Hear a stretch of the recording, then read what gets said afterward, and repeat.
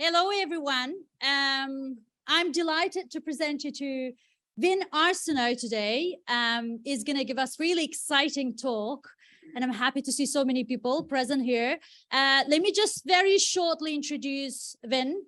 He is a professor of political science in Sciences Po, Paris. And he has done research on many things in the politics, but more specifically, his research focuses on how individuals form political opinions and what are the roles of the biases. And he has done some really cutting edge research at the introspection of biology, neuroscience, psychology, political science, etc. And his book, Taming Intuition, and how reflection contributes to attenuating partisan polarization, inspired basically my PhD thesis. And so Vin was on my PhD committee. And I have to say as well that he's, apart from being excellent academic, he's also a really good mentor. And he has been the champion of open and transparent social science research. And his role as an editor of the Journal of Experimental Political Science has been very crucial. You can read this journal. It publishes really cutting edge, really cool research, which uses experiments as methods. That's it. I hope you enjoy the talk. Here you go.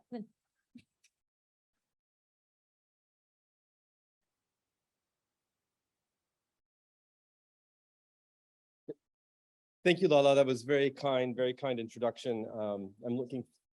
Okay, can everybody hear me with this? So I'm looking forward to giving this this talk to you today. This is sort of a new project, and so the work you're going to see here is really hot off the presses, as one might say. I don't know if my talk will be exciting, but at the very least, I'll make sure there's no fires. Okay, so you guys sitting down over there are going to be fine. Okay, so the main topic that oh, and I should say, no man is an island. Nobody does this work alone. My co-authors, Marcel Foucault, Caligan and Lenos, Jonathan Ladd, and John Zengen were, they're all part of this. So I didn't do this by myself. Okay, so the topic of what we're trying to address is this question about the political effects of social media. And obviously, social media is a broad topic. There's lots of things that can be social media. So I'll go ahead and say up front that we're focusing on a particular platform on social media, which is Facebook. And obviously, Facebook has, the life cycle of Facebook was it used to be the center platform of social media, now much less so. But nonetheless, a lot of work has been done using this platform because obviously of its popularity. Now, if we go back in time though, let's go back like 20 years before really social media even existed, and you have the internet basically becoming online and something that people are incorporating into their daily lives. And I see a lot of young faces in here, and so that's probably not something that necessarily that seems like just a historical anecdote. I can unfortunately tell you that I lived the arc of my life was in incorporating the internet into sort of daily living. And so 20 years ago we had some interesting ideas about what the future would look like. And so there was a group of folks who took the term cyber optimists, cyber being this idea of the internet world in which we would all live someday. And they saw that this would provide a political forum for deliberation, for the free exchange of ideas, and also to give power to those who often aren't at the table, right? Whose voices aren't often heard, because the internet is easier to access and people can irrespective of their station in life, their income, their social status, you name it, they can get on a forum and express their opinions. And, something like the protest in the Middle East about a decade ago seemed to feed into this optimism that, social media in particular at that point could provide a platform for people to talk to themselves without having to go through the intermediaries, through gatekeepers of power. Now, if we go forward to today, though, I would say that there's been a decided turn in the notion of what role social media can play in politics, and this would be the opposite of optimism, cyber pessimism. And so the idea here is that what we actually see happen on social media doesn't always live up to those high-minded ideals of a deliberative space where people are, being listening to each other. People are being empathetic. I'm looking at Lala's work over here. That people are being civil. No, there's lots of evidence of people being quite rude to each other.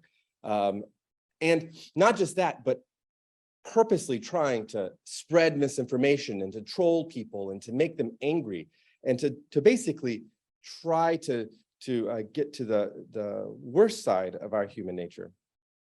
And that in doing so, this empowers extremists and people who want to hijack the political process for their own particular gain, or maybe just to blow things up because that's fun for them. So this world in which we find ourselves today is a lot of concern that that's what social media has turned out to be. Okay, now we're going to study this as social scientists, right? We're going to approach this in not just a way that looks at a particular anecdote. Oh, I saw something on Twitter that made me angry, and so now I'm going to think that all of social media works this way. Instead, we're going to try to approach this in a systematic way. And one of the problems with a lot of the claims made by cyber optimists and cyber pessimists is they do just that. They draw on anecdotes. They draw on their own personal experiences in terms of how they've engaged with the internet and social media in particular. Now, that's fine. That's a fine, I'm not saying there's anything wrong with that from a human perspective, but it makes it difficult to draw conclusions because social media in particular is about selecting who you follow, what you see, what you do. And so everybody's view, personal experience and view with social media is going to be different necessarily from somebody else's. Okay, so that makes it difficult for us to really know what's going on. And in particular, it creates this thing that statisticians and social scientists studying the world refer to as selection bias.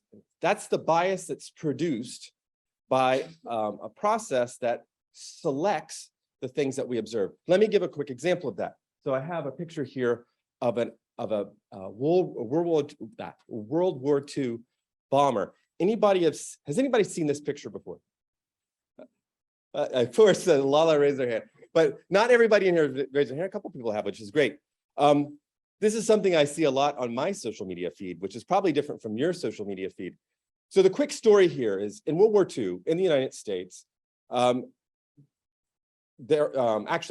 I'm not sure it was the United States. I think it was the United States. Anyways, that's an unimportant detail. The Allies in World War II had a problem. They would send their bombers to go bomb Germany, and some of them didn't return. Many of them did not return, obviously because they were shot down. So they were trying to figure out how can we fortify the planes to build them in a way that would make more of them return back. So the Air Force collected a lot of data on this. They collected data on the planes that returned because those are the only planes that they could have. And they made this schematic and they sent it to a statistician at Harvard University. And they said, this is the part of the planes that return. Those red dots tend to be where we find bullet holes. What should we do? Okay. The statistician sent back to them and said, you should fortify the areas of the plane where you don't see any bullets. This surprised them. Why would that be the case? The bullet holes are there. Shouldn't we do something about that? Well, that's selection bias. The Harvard statistician explained carefully to them, you only see the replanes that come back. Those are the ones that were not shot down. So those bullet holes that you see there must not be the kinds of bullet holes that would cause a plane to crash. Planes that didn't come back were planes that were, if you look on the design here where you don't see bullet holes, the cockpit, the engine, right? The fuselage, parts of the plane that you can't fly if they're have been damaged. Okay, so this is the question of selection bias. Our world that we see on social media is selected by us and also by artificial intelligence too, that we don't have a whole lot of understanding about. As a result, we need to find a way to carefully and systematically study this phenomenon that gets around that problem. And luckily, there's been a lot of research that has done that. I'm going to give you just a little taste of what that is so you can get a sense about what it is that academics think they know about this question.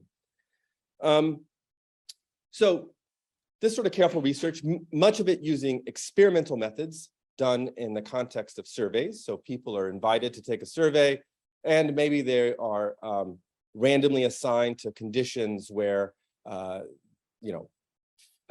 social media feed has been constructed in a particular way by the researcher. Maybe they can see information that they disagree with, or they see information they agree with, whatever. What this research has largely found is that people, when they're confronted with information that they disagree with, they tend to not react in a positive way. They don't tend to incorporate those beliefs into their beliefs. And often in social media spaces, when people are expressing a strong opinion, they often do so in a way that, well, annoys people who disagree with it, right? And so that makes it even worse. So this work suggests that when people are exposed to information that they disagree with in the political context on social media, it actually polarizes them. It makes people move further apart in that political space. The other thing that this research has done, so this, when I say this research, I mean observational research that looks at actual network data that exist on Facebook or whatnot. And this data suggests that actually, interestingly enough, people on social media are often exposed to information that they disagree with. In fact, it's actually harder on social media to avoid information that you disagree with than it is in the offline world, right? In the offline world, you can choose not to buy a newspaper you disagree with. You can choose not to watch a television program you're going to disagree with. But on social media, you might have friends or connections, right, who have friends or connections with whom you disagree with. And they're going to wander into your feed. Also, again, we don't really know how algorithms work on Facebook or Twitter, but it seems from the best available evidence that those algorithms are built to try to expose you to things that might be different from your opinions. So in other words, social media doesn't create a space, a bubble, as many people worried about. It doesn't. It actually introduces people to a lot of things they disagree with. It just so happens that those things tick them off. So what else can we do here? How else can we study this question to get at the effects? In this case, we want to understand what cause and effect do we observe from social media on people's political behavior and attitudes? Well, there's been some really interesting work. One of the first studies here was written by Alcott et al., and that's a piece of research that we're going to be engaging with directly today. Okay, that's mostly what I'm going to. The talk is about. We've done a lot more than just this, but I only have the time I have, and I would, don't want to bore you with telling you everything we did. Okay, what did Alcott et al. Find? So the first thing they found is that giving up Facebook makes people happier. How did they know this? What did they do? They had an interesting design, experimental design. They contacted people and invited them to participate in a study. They then paid people, they randomly assigned people to a treatment group or a control group. People in the control group were just left to live their life the way they normally would, okay? Those in the treatment group were paid around, I believe. Didn't get that. Oh, I'm Could sorry. you try again? My watch didn't get that. Paid them around, this would happen in the United States in 2018. They were paid around $100 US to not use Facebook for a month, okay? So the people in the treatment group deactivated their Facebook. And when you deactivate Facebook, it's possible to check to make sure that you've deactivated Facebook. And so that's what these researchers did. They would go and make sure that the people who said they would deactivate Facebook deactivated it. At the end of the study, they conducted a survey in both groups. People answered questions on that survey. And this picture right here is a picture that I'm going to show you. Spoiler alert, we did something very similar. I'm going to show you a picture like this. So I want to explain what this picture is saying. The dots, those are the treatment effects. That is the difference between the treatment group and the control group in terms of some questions. So right here, happiness is the top line. What that dot there shows you is that people in the treatment group said that they were, on average, they were more happier than people in the control group. So that is to say, people in the treatment group who were not using Facebook ended up being happier at the end of the month than the people in the control group who kept using Facebook. Okay, that horizontal line that goes through the dot, that's something called the confidence interval. If you don't know what that is, it's not important for you to know what it is. The most important thing, though, is this gives us a sense of how uncertain we are, right?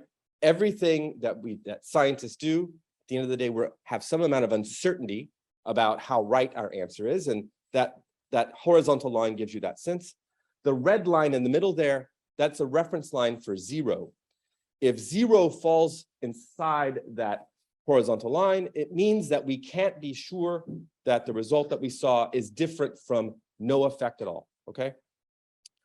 So what Alcott et al. Found was, on average, people were happier and across a lot of metrics in terms of not using Facebook. So this suggests that Facebook use makes people less happy. Now, what about that? That's interesting and all, but what about politics? They found that the folks who didn't use Facebook, they were actually less polarized. That is to say, they felt felt a little bit warmer towards the people that they disagreed with. But they were also, this top part of this top part of that figure shows that people were also less informed about politics. So again, this sort of fits actually with the notion that I just told you before. People are exposed to things on, in this case, Facebook, that they disagree with, and that makes them dislike those people they disagree with. If they're not encountering that information, they like people better whom they disagree with. But the downside of this is it's also the case that people are getting political information from their Facebook feed that they wouldn't get otherwise, okay? So giving up Facebook for a month will also make them less informed. And I know some of you have to go to class, so enjoy the rest of your day. Ask your friends the exciting conclusion, and be good to one another. Okay, so now that's just one study. That's one experiment done in one place, okay? So a group of scholars came along and they did a very similar study, and they did this in Bosnia-Herzegovina. And what did they find? Well, they found actually a very similar set of findings. This is very interesting. So when social scientists, or scientists, not just the ones of the social variety, do experiments, we have to look at those experiments and treat them as if they're a case study. That's one thing that we observed in that one place with that one group of people. When we replicate an experiment and we see that it confirms the findings of the last one, that makes us a bit more confident that maybe we're observing an effect that is, in fact, generalizable across context. So they did find this, they did replicate the previous study with respect to people being happier, and also with respect to people feeling a little bit warmer towards the people with whom that they see as their outgroup. Now, this is pretty important for Bosnia-Herzegovina because, actually, let me back up before I say that. Let me back up. They replicated the result with respect to people being happier and people being less informed, but they did not replicate the finding with respect to people feeling more positive about their outgroup. Now, that is something that's interesting within the Bosnian context, because in this case, if you know anything about Bosnia and Herzegovina, some very horrible things happened in the 1990s, right? So there was a civil war, there were charges of, well, there was essentially a genocide. So there are reasons for Bosnians and Serbs in this case to not really like each other. So what these researchers found was that giving up Facebook, in this case for a week, actually caused people to dislike their outgroup more. This is the opposite of what Alcott et al. Found. And this is also an interesting thing when you think about replicating experiments. We have some things replicate that suggest maybe those things are generalizable, but something that's not. Why is that the case?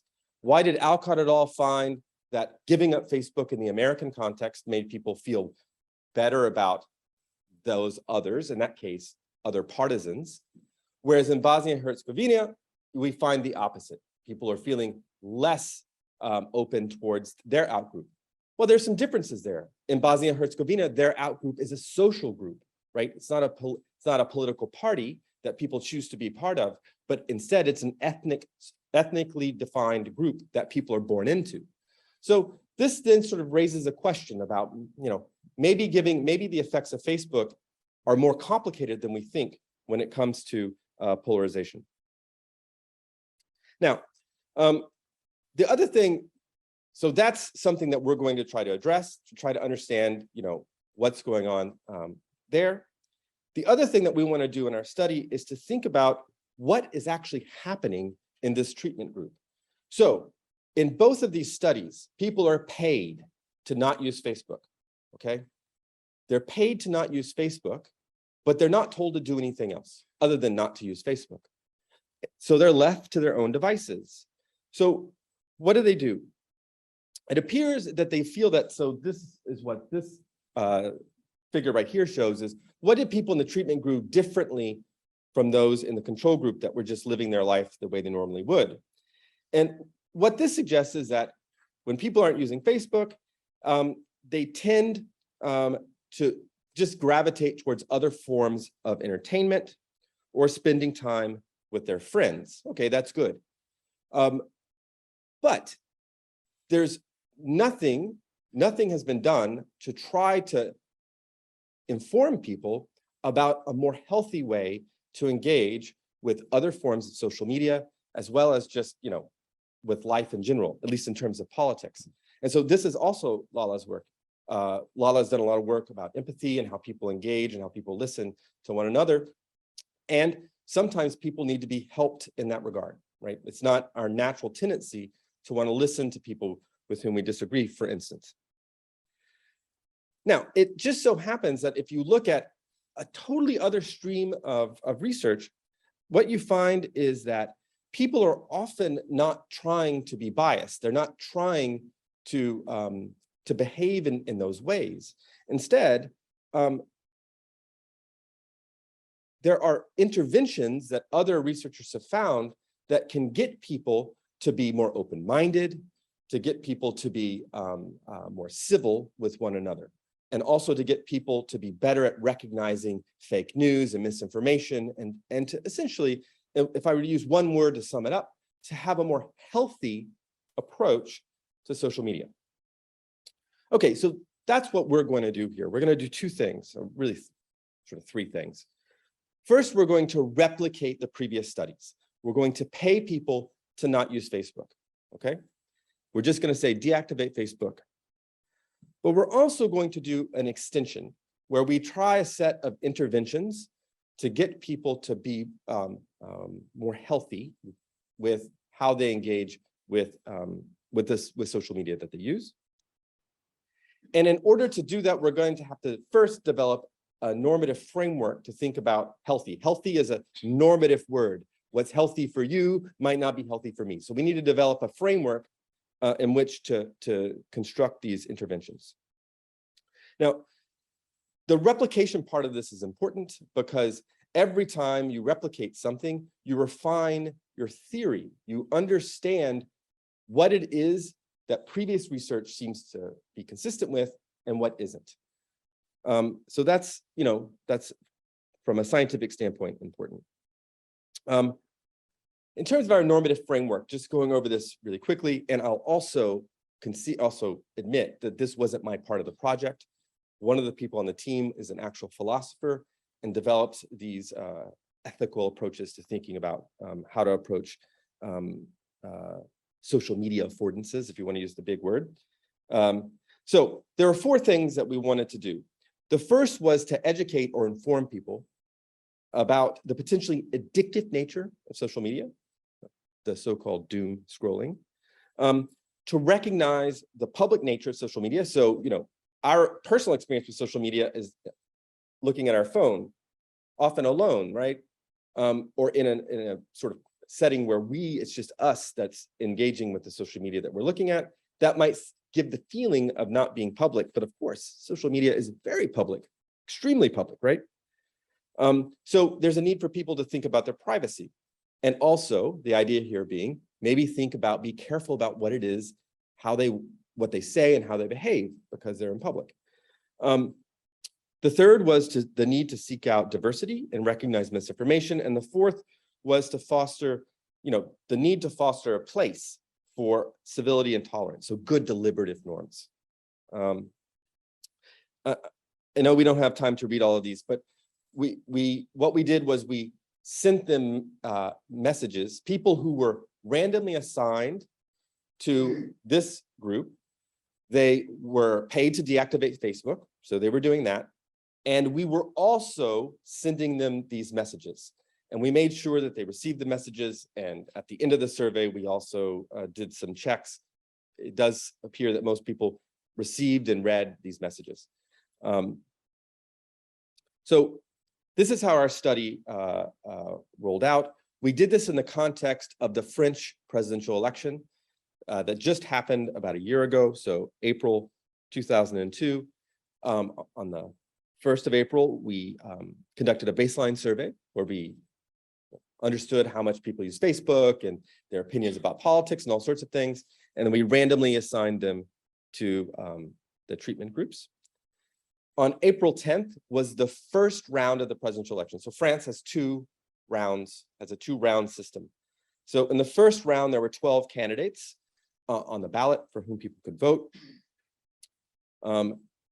We sent 2 messages, and then we conducted what we call the midline survey. So this second survey in this case, on April 19th. We then sent the other 2 messages. And then there was the second round of the presidential election, which was between the top 2 vote getters of the first round, which, as you probably remember, or maybe you don't, was Emmanuel Macron and Marine Le Pen. On April 25th, the day after the presidential election, we told everybody that the experiment was over and people in the treatment groups could go back to doing whatever they want. They could reactivate Facebook or not. And then on April 29th, we conducted the final survey.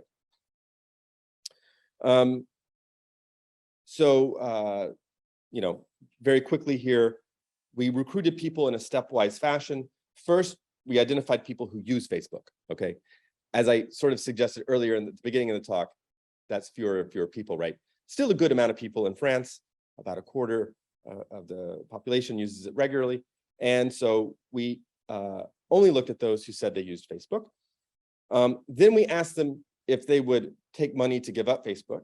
Those who said yes were then included in the study were included in the study. If they said, no, there's no amount of money you could give me to give up Facebook, we excluded them. So this is important.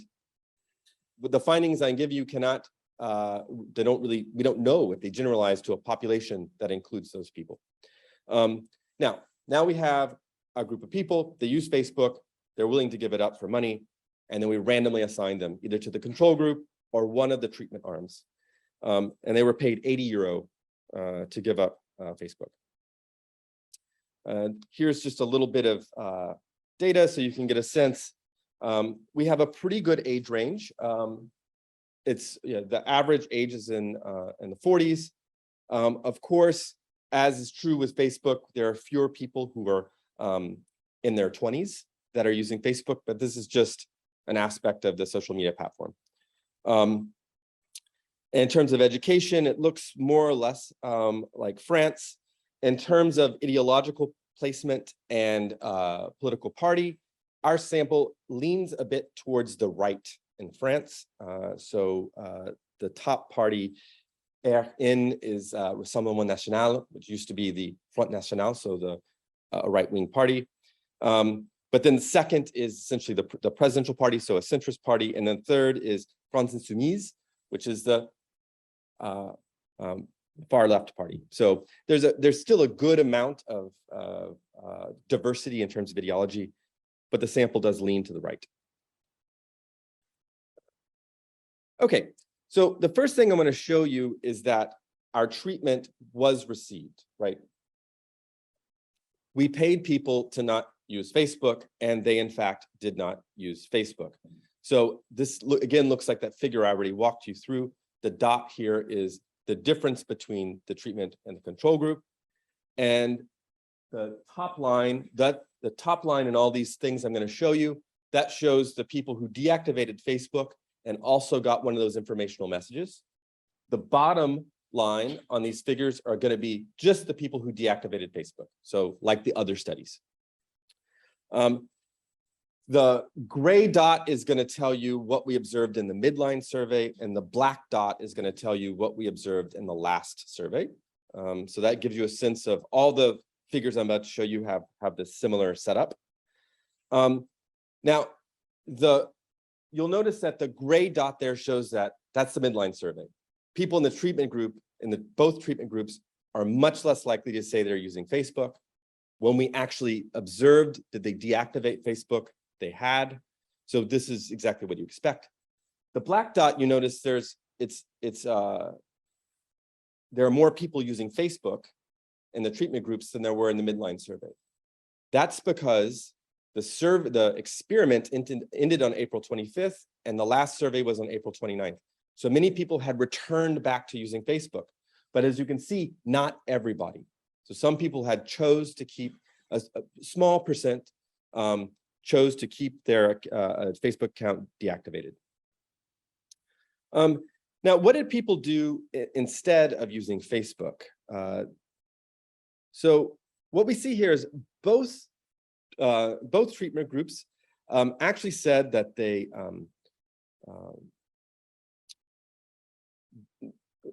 both treatment groups watch more TV, actually. No, watch less TV. That's right, I'm right about that. They watch less TV, okay? They spent time on other social media platforms, obviously Instagram, Twitter, you name it.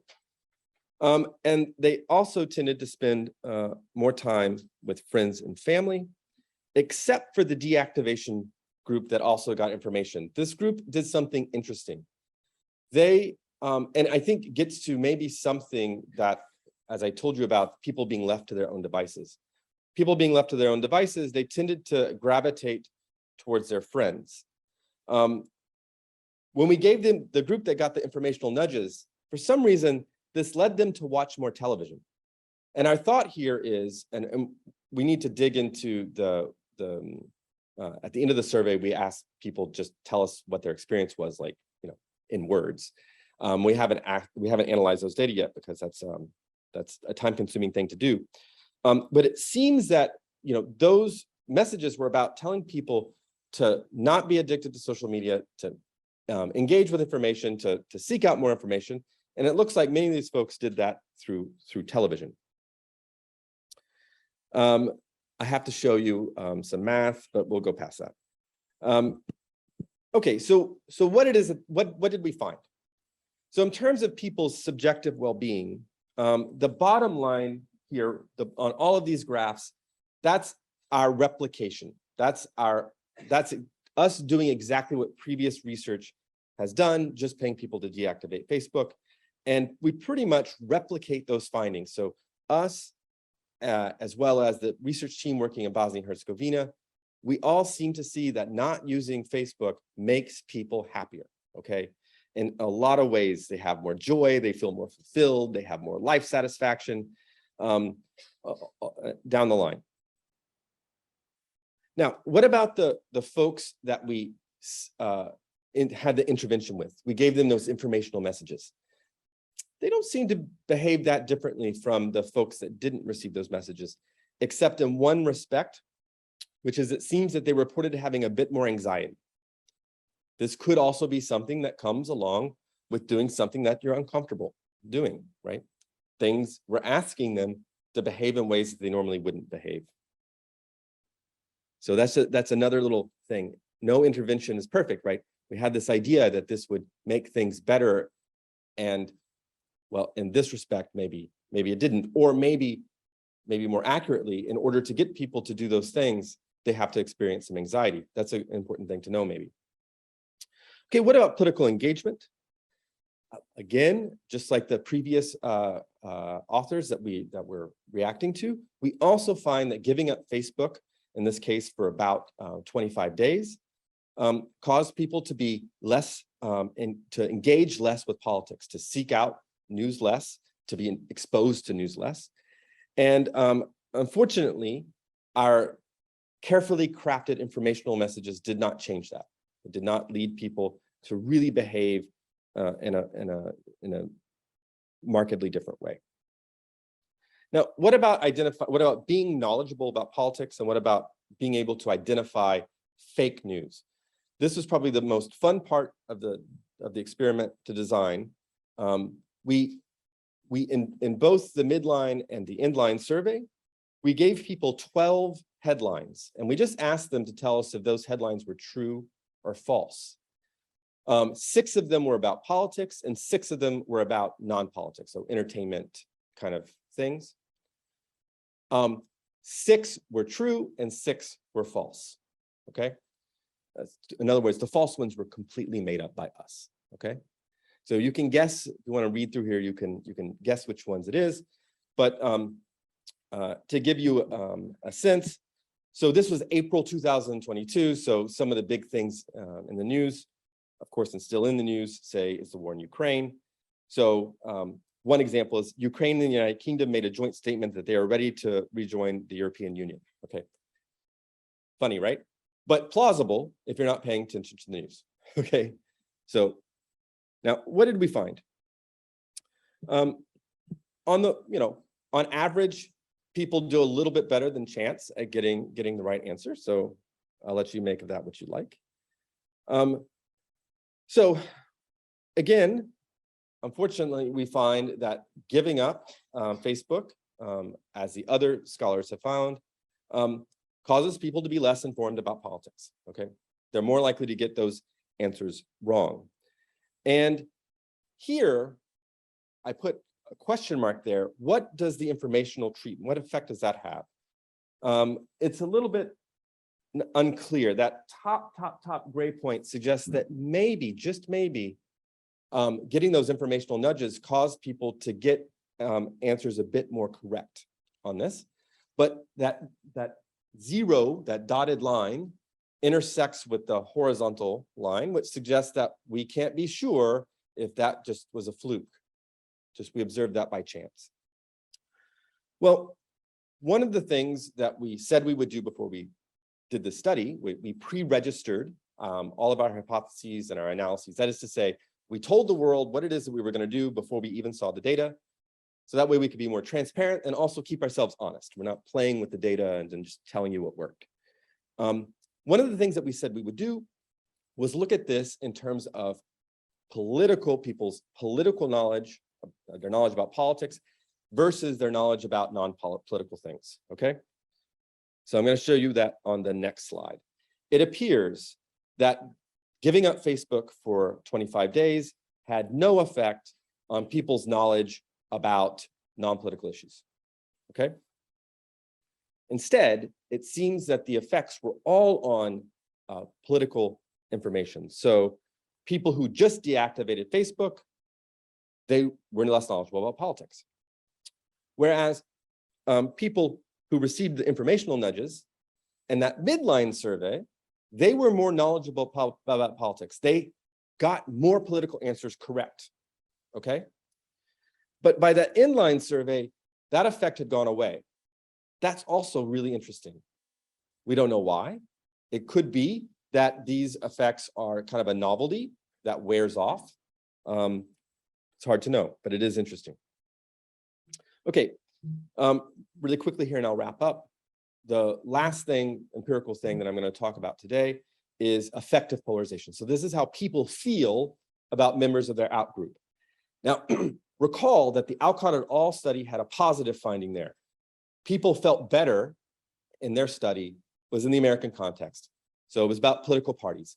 Democrats felt better about Republicans, and Republicans felt better about Democrats if they gave up Facebook for a month. Whereas the Bosnia-Herzegovina research team found the opposite. That was a social, though, that was a social form of affective polarization. So people felt less warm towards their social outgroup in those contexts. So we wanted to do this in the French context. We have partisan polarization. So this is how people feel about opposing parties. Obviously, France is a multi-party system. People want to talk to me about that in Q&A. I can talk about that. We also looked at ideology, so left, right. And then finally, we looked at an important social fault in the French context, which is immigration, and in particular, immigration from North Africa. So those are the Maghrebian. That's the last slide. So interestingly, we don't replicate the previous findings. The previous findings are also confused, right? One finds a positive effect, one finds a negative effect. And we just join the whole team, the whole fun here, by finding no effect. We find essentially no effect. We also don't find that our informational treatments got people to be more or less effectively polarized in a consistent way. So concluding thoughts, and then I'll take your questions. So we replicated that Facebook makes people less happy. So giving it up makes people happier. But Facebook also informs people. We replicated that as well. As I just said, we don't really replicate previous findings about affective polarization. And we find, this is probably the nicest way I can put it, limited effects for our informational treatments. They may have boosted knowledge about politics, but it seems like those effects were short-lived, and it had very few effects on anything else we observed that I reported today. We did find some intriguing heterogeneous effects in terms of education and cognitive reflection, but I'll leave that for the question and answer if you'd like to talk about those, because I've said enough. Thank you.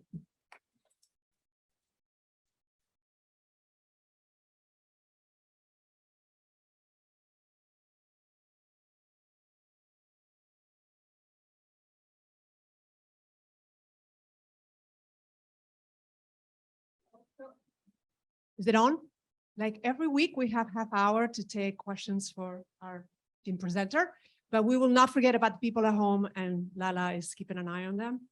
So let me know and I'll bring you the microphone. Hello, Vin. Hi, this is Sharzad. Thank you so much for your very exciting talk. I mean, this is maybe an obvious question, or maybe the dumb one. Maybe I'm missing the whole thing. So my question is: it seems from your findings, you can infer that what's making people what is about social media making people not be happy or whatever, satisfied with life, something about politics and being engaged with politics, being more, maybe even more knowledgeable about it. So I was wondering if you think it's about, is it about politics mediated through social media, or is it about social media use? Because I could think about a lot of things other than politics that social media could make you feel unhappy about. But following your line of reasoning and your experiments, it seems that politics also plays an important part in it. So I would just be happy to hear your thoughts on that. Thank you, Sharzai, is that correct? Thank you very much for that question. And it's not a stupid question, and you haven't missed anything. You actually got it quite well. So, I think that so if you think about what the treatment is, right? It's a blunt treatment, right? These field experiments generally have blunt treatments. In the laboratory, we can be a little bit more careful and try to zero in on what is the aspect here that's making people, that's affecting people's happiness. But in this case, all we're finding is that giving up Facebook seems to make people happier. Giving people those little informational things doesn't seem to make people more happier, right? And if anything, it might make people a little anxious. So my inference from that is that I don't know how much of it has just to do with politics, right? That seems like that has to be part of the story, because people are less informed about politics. Maybe ignorance is bliss, right? So maybe knowing about, if you think about politics, it often focuses on negative things. We did this study in the context of an election, right? So people are fighting about who's going to be the next president of France. And so those things could make people less happy, right? So that's got to be part of it. But I would also think it's possible that another part of this is there's other work as well, I should say, that social media in particular often puts us in a place in which we're doing constant social comparison. Yeah. So we're thinking in the same direction. So that, you're seeing people going, and think about the stuff you post on social media tends to be, pictures of your family looking happy and all this sort of stuff. You don't put, I don't put the picture of my daughter when she's having a tantrum, on Instagram. It's like the angelic, smiling, running around. And so, if people are seeing that sort of social comparison, it seems like people are happier than them, that can make them less happy by comparison. So I'm sure there's lots of different ingredients in that soup. And unfortunately, we just put them all in one pot, and it's hard to sort of separate which one's out, but that's my guess. It seems like, sorry if I'll wrap up, but I think maybe because from what I've heard in some contexts, Instagram is less politicized than other platforms like Twitter. Not sure about Facebook. I also moved away from Facebook. But so maybe that context could also, because Instagram is really about these social comparison, Twitter, academic Twitter aside, seems less about promotions of so I wonder if the platform could also give a little bit into the causal mechanism back to there. But thank you. Absolutely. I would love to do studies on TikTok, actually. Thank you very much for your really fascinating talk. I had one question for you. If you could tell us a bit more about what you think of the long-term effects of your treatments, because especially if we consider that sometimes, we have these narratives of the past. Okay, in the past we were better when we had no access to internet, it was a better life, when we had no phones, it would be better. But then I'm pretty sure if I give you my phone, and if you ask me next week, I will be happier. But if you ask me next year, I will freak out, probably. Yeah. So there's this really cool study that I read about in Thinking Faster, Thinking Slow by Danny Kahneman, where people moving to, I'm using this example because I just came from gloomy Paris to sunny, beautiful Barcelona, and I'm definitely happier today. The sun is a helpful thing. But there's a study of people moving to places that were sunnier or less sunnier, and they found that, in the first I can't remember exactly how long, 6 months or something like that, it affected people's mood. People who moved to sunnier places were happier. People that moved to gloomier places were less happy. But that after a year, people went back to the way they were before, right? So that they had kind of, the 190th day you see a sunny day, you're like, yeah, it's a sunny day, Exactly. Yeah. The hedonic treadmill. Yeah, you just go back to your, that would be my guess. And one of the things I'd like to do, and that we're talking about doing, is to, because we have a little bit of money left, is to go back into the field a year afterwards, okay? And do some of these same questions. My prediction would be people are back like they were before, right? That they're not, so the thing is that we could do with that, now this would be a little bit problematic, but it would still be interesting from a causal standpoint. But some people told us that they had planned to just give up Facebook totally. And so I want to see what happened to those people, right? My guess is they're back to where they were before. But the Alcott et al. Piece, I think they did a follow-up study a month afterwards, so just a month. And they found that people were still happier without Facebook. But, I think my sense is that, to answer your question, a year later, we're just going to be our sad selves. Hi, my name is Alina. Thank you for your talk. I have a very quick question, actually. So it seems to me, so your focus in replicating previous research, and it seems to be on somehow emotions. So you look at emotional sort of outcomes, and you do find effects there, but you don't find effects on affective polarization. And I personally tend to think that affective polarization has this emotional component. So I would have expected moving emotions also leads to moving something on affective polarization, which does not happen in this case. So I was wondering what your thoughts are on that, if you have any thoughts on that, and you could share with us. Thank you. Thank you, Alina. So actually, that's a really I hadn't thought about that actually. So that is a nice observation. It's true that we're measuring emotions in two different ways. So we do find people's subjective emotional experience, right? They feel happier, they feel, less lonely, whatever, all these sorts of things. But we don't find any effects of how people feel about other social groups, right?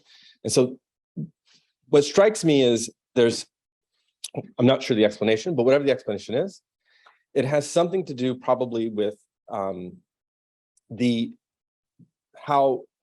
directness of the proximal directness of the Facebook experience on that emotional experience. So not using Facebook, as we talked about a second ago with Chazai, one of the reasons, right, is that people aren't doom scrolling and all these sorts of things. That makes them happier as individuals. Now, we think it also might be having effects on how they feel about others, but that's a more distal causal chain.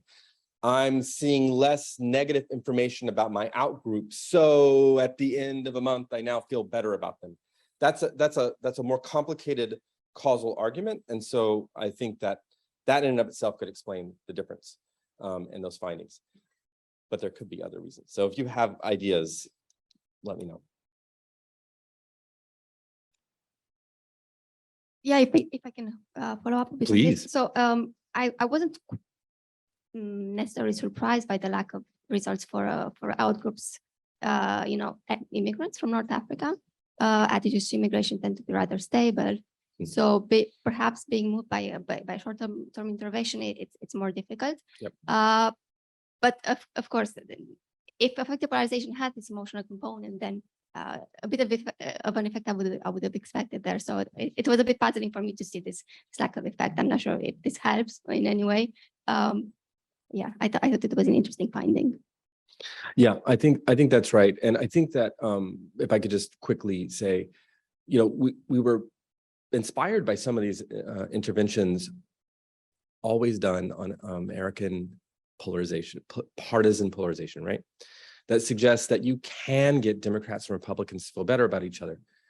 But, you know, that's a different kind of social group, right? It's a chosen social group, right? And it's the factors that go into that are explicitly political.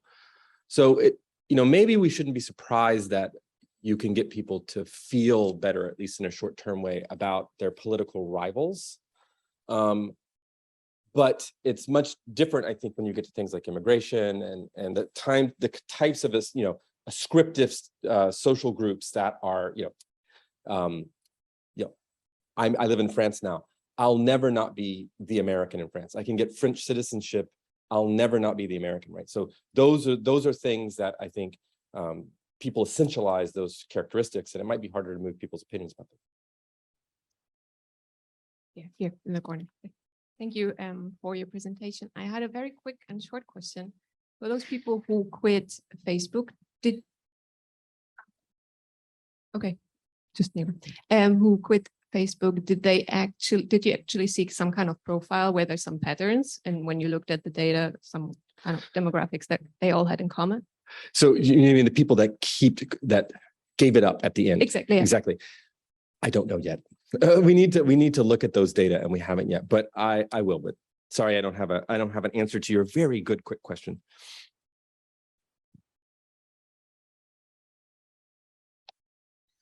Yeah, thank you so much. I really enjoy your presentation. My question, I have a couple of questions. The first one is how you dealt with placebo effects, because you were paying also money to the control group. And if not, how you dealt with this? And because they could be happier just because they have 80 euros, not because of, and secondly, do you have any control if the intervention group really read the materials? Because if not, it could just be like the effect of having more spam in your email folder. So yeah. So how you dealt that? That's a good question.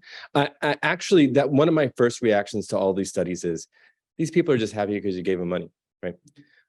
We did give the control group money, but not the same amount of money. Okay. And so I think that the only way we could really answer your question would be to replicate a study where you gave people the exact same amount of money. The challenge in that is it's really expensive to do this.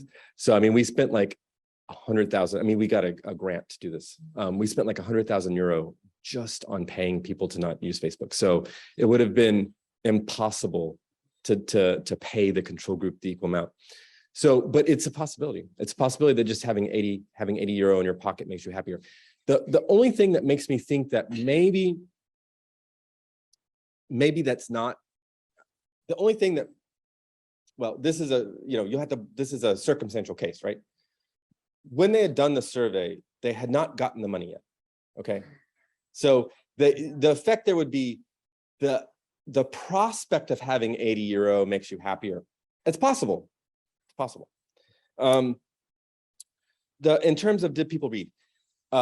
Yes. So this is something that we asked a set of on the last survey. We asked people just open-ended questions about their experience with it. We asked them specific questions about the informational treatments that we gave, and we need to more systematically look at these data. But my qualitative reading through the responses is that, yeah, the people that were in the informational treatment, there were a lot of comments about it that made me think a substantive amount of comments of people saying they received them, that they thought about them, and so that makes me think that, again, because they were in the study, they're being paid, and so this does mean that this might be a problem in terms of like if we had found a bunch of effects, I would say, well, could we do this in the wild? Because one thing that might be happening here is people were reading these things because they knew they were getting paid and thought maybe that we would ask some questions about it and that would affect their payment. But I can tell you, so putting that point aside, at least it means there was compliance. Bon, ben déjà, je voudrais bien vous remercier pour la conférence qui a été très intéressante. Et secondément, ma question est la suivante.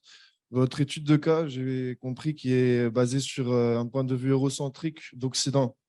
Pensez-vous bien que dans ce cas, votre expériment peut s'appliquer au reste du monde, au reste de civilisation, ou dans d'autres gouvernements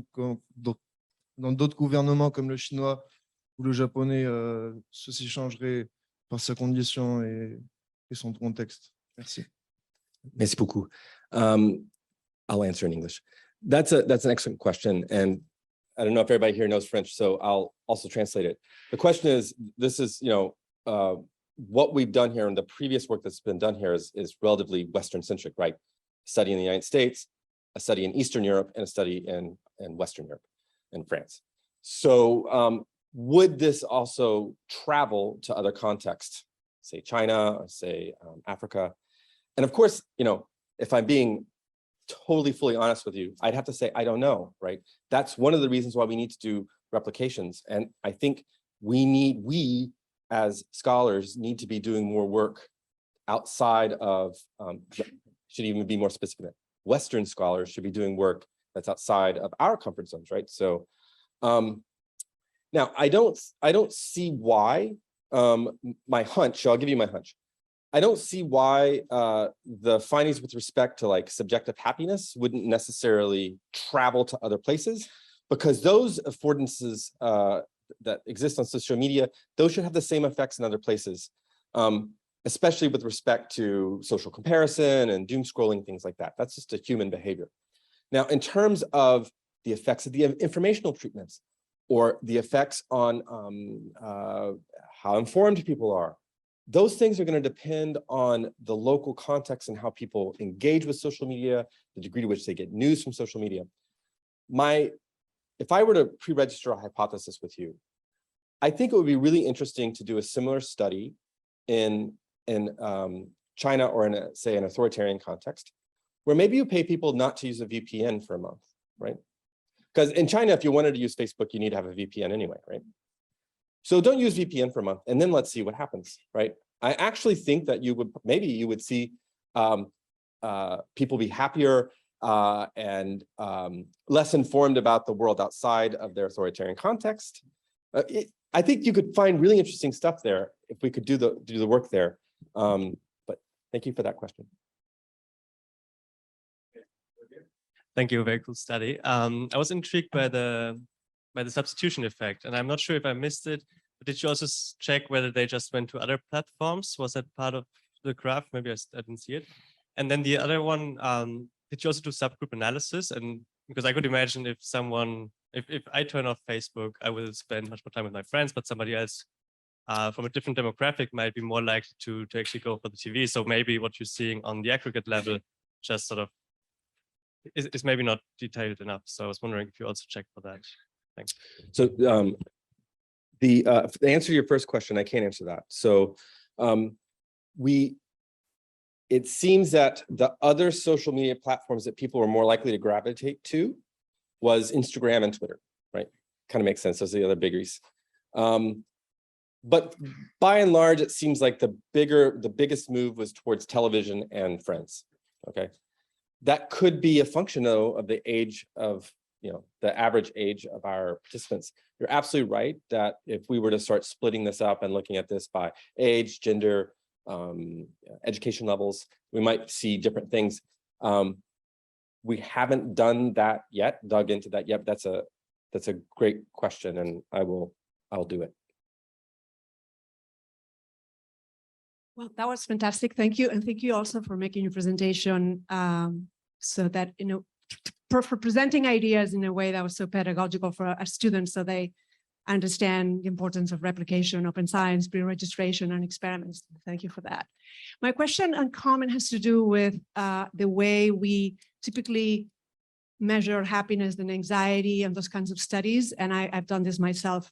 And happiness researchers are to blame for our quick and dirty ways of measuring happiness, which is typically with those sort of, one item per emotion type of items. How happy are you? How anxious you are?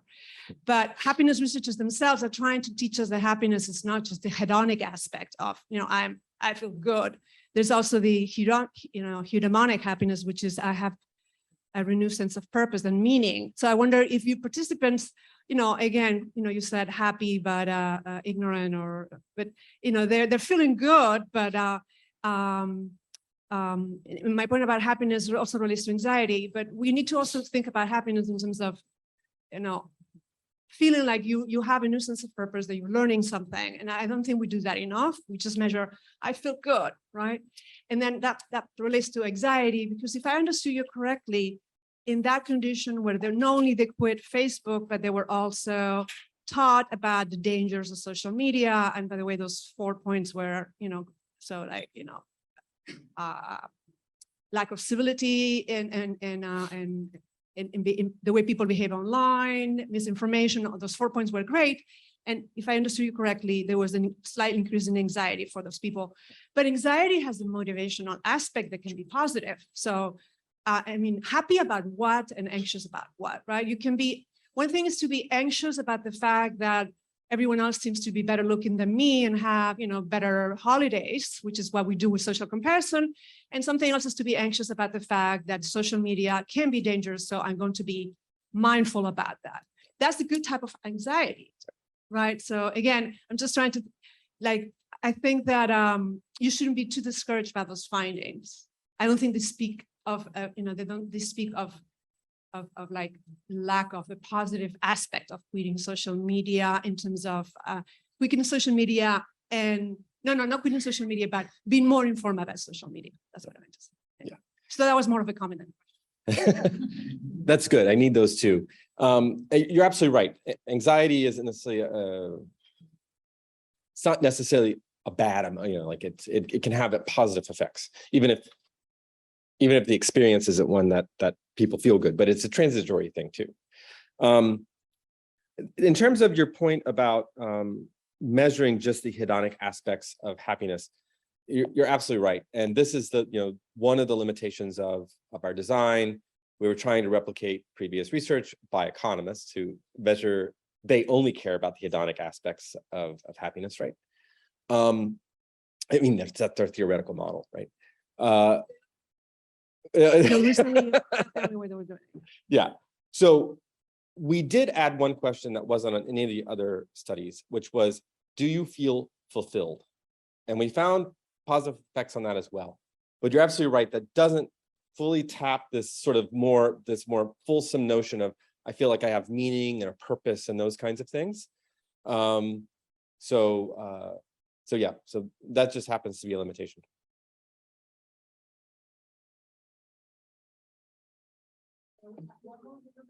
Two more. We're doing good with time. Let's see. We also should be taking questions from anyone at home, raising questions so far. So 1, 2, and I think back to Alina.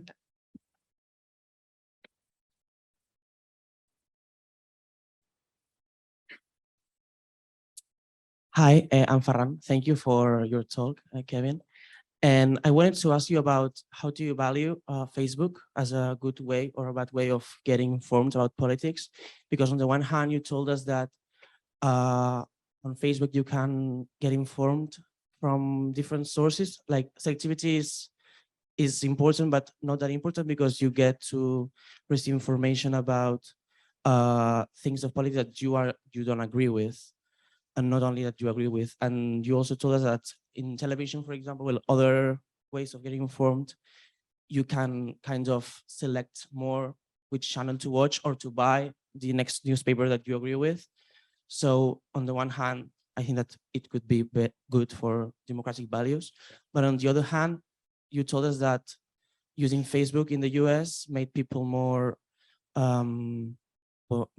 polarized. So I wanted to ask you, how do you value Facebook as a way of getting informed? That is an excellent question and a deep question.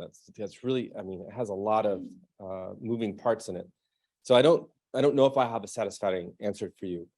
But my personal thought on it is that there's nothing perfect, right?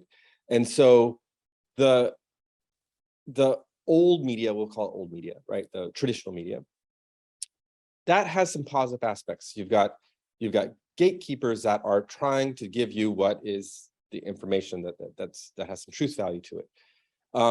You also have a sense about the reputations of those news media. We're just talking about political news, those news media outlets, right? The downside, though, as you say, is like people can be highly selective and therefore kind of curate a world where they only see the stuff that they want to agree with. Okay, so social media, one of its positive aspects is it actually forces people to encounter different views, okay? We think that in theory is a good thing.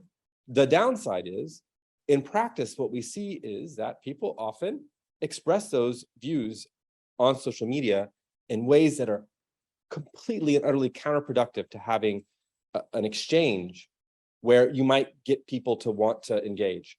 And that's because of the affordances that social media have, right? You feel, I think of social media as, imagine if you could walk into a room with all these people, no faces, and you could just scream all the obscenities you want at them, right? Like that is what social media is in a sense. And so that aspect of social media, I think, undercuts the good that it produces in terms of getting people to see things that they disagree with, because it does it in a disagreeable way.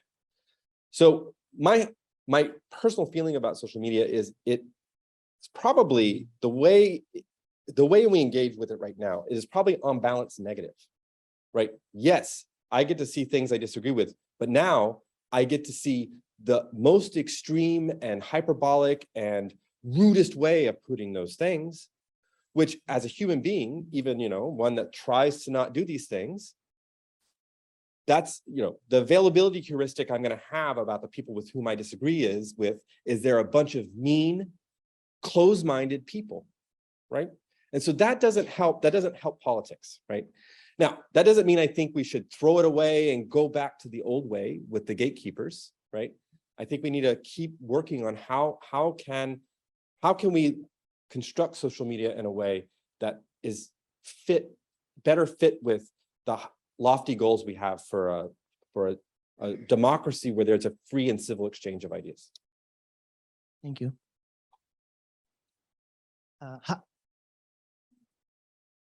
Hi, thank you for the presentation.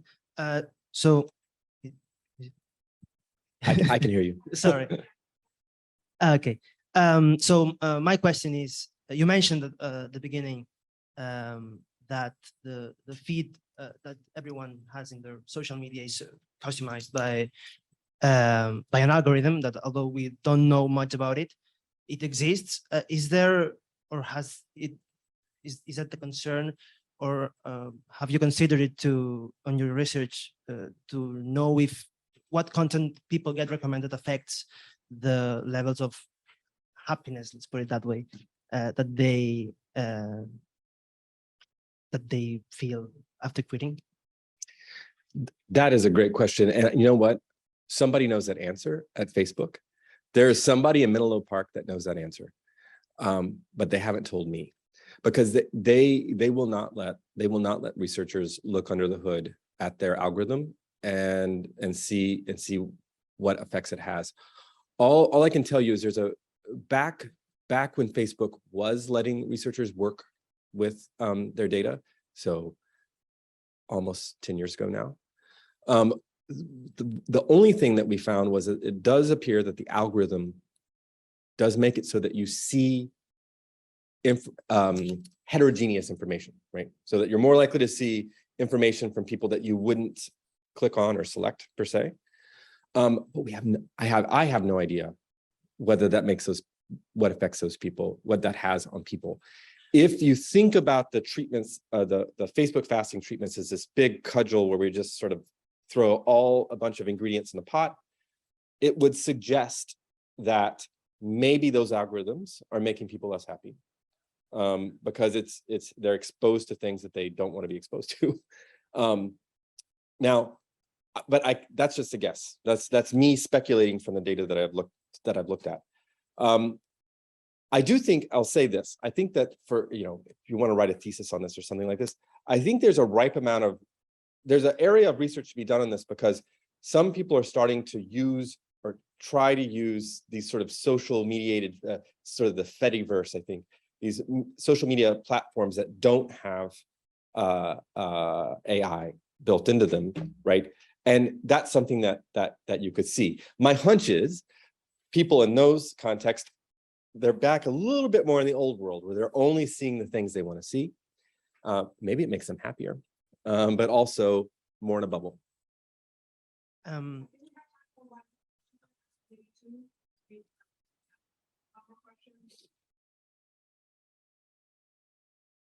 Okay, thank you. I'm Llúria, and I wanted to ask about polarization that the results were not different as if they were using Facebook or not.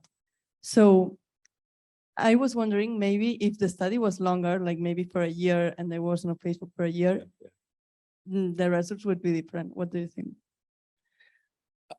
You're absolutely right. I think that that would be one of the coolest studies that you could possibly do. And it might be much more in line with these. There's this really fascinating research where people basically do 6 months of like compassion training. And it shows these really interesting effects. The thing about it is like getting people to do something for 6 months is hard. Getting people to do something like giving up Facebook for a year, I think would essentially cause people to stop using it, right? Like if you didn't use something for a year, you'd just forget what it was. So putting aside the feasibility of that study, you'd have to pay people a good bit of money to probably do that. Except for, there's some, we tried to also find people who really use Facebook, right? Like if you paid me, you could pay me to give up Facebook for a year, right? But I'm not really using it right now, right? I mean, I have an account, right? But I don't go to it. So then in that case, then it's going to have no effects. But no, I think you're absolutely right. I think it would have more long-lasting effects. We'd actually see what it means to give up the thing. In these studies, people are being paid to do something for a month. In our case, 25 days. In the Electoral study, a month. In the Bosnia-Herzegovina study, a week, right?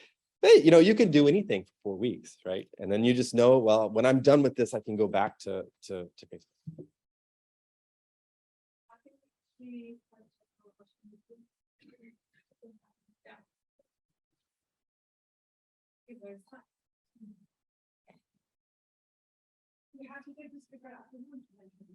Right, I'll be very fast. So it seems to me that your study and studies in the same line of research kind of point to some trade-offs or dilemmas somehow. Being exposed to Facebook seems to enhance well-being, which is good yeah. societal outcome, but it seems to decrease somehow engagement with politics or political knowledge. So what are we to make of this trade-off between the two sides? Thank you. I mean, it's hard not to think that they might be linked, right? And so it's quite possible. So my early life was actually looking at studying people who seek out politics and those who seek out entertainment. And I think there's an argument for what we're seeing, the people that the decrease in engagement, right? These are the people who are not the sort of people who are going onto Facebook to seek out news. They're going onto Facebook to be entertained, right? To see other things. And they just happen to see news along the way. One possibility is that, along with the doom scrolling and other things, so I can't separate it out, but it's possible that makes them less happy. It's just possible. There's nothing that says, I think about, I'll put it this way, that being engaged in politics and being informed about politics is a civic duty in a democracy, right? It's a duty. That doesn't mean it's a fun thing. Duty doesn't mean fun. And duty doesn't mean it makes you happier, right?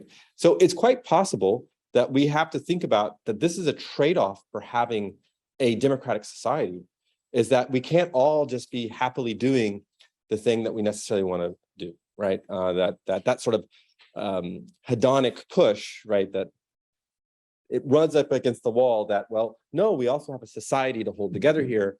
And that means that sometimes we're going to have to be uncomfortable. That would be my interpretation of these findings, but I'm skating a little past the actual data, but that's my feeling.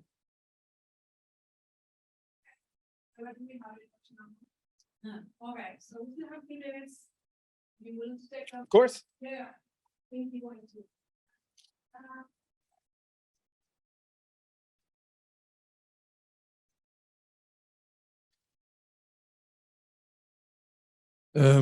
dernière question, pour le coup, c'est est-ce qu'on a vu dans l'étude que vous avez fait, est-ce qu'on a vu une réaction envers d'autres réseaux sociaux, vu qu'on ne peut pas avoir Facebook, s'il y a eu plus de téléchargements au niveau de TikTok ou au niveau de Instagram aussi? Merci bien. Thank you. So in terms of, there was some limitations, sort of how much we could measure in terms of like just stuff, right? Because we basically have these people for 10 minutes, right? So the survey we couldn't put everything on the survey. So the only thing we asked with respect to that was their use. And it seems that most people said that they would, in terms of like, did you use social media? And then like, what was a thing you used the most? And Instagram and Twitter were the top, not a whole lot of TikTok. But again, I think that's because the average age of our sample is 44, okay? So 44-year-olds don't tend to be on TikTok. Now, but we didn't ask like feelings towards those or anything like that. We did ask one like open-ended question so people could just sort of tell us what they thought about their experience with the study. And one thing that I've seen come back over and over again is people saying, I've had the realization how negative social media platforms in general, not just Facebook, make me feel, or what effect they have on society even. So now, again, I don't know if they had in their mind TikTok or other, but they just said in, other social media in general. So it could, that could suggest that some people said, that this study, we're asking them to do something that they wouldn't have done otherwise. And it made some of them think. And so they like went over and said, well, I'm going to use Twitter instead. And while they're on Twitter, they're like, this sucks too. So anyways, but I that's a very speculative answer that I have for you.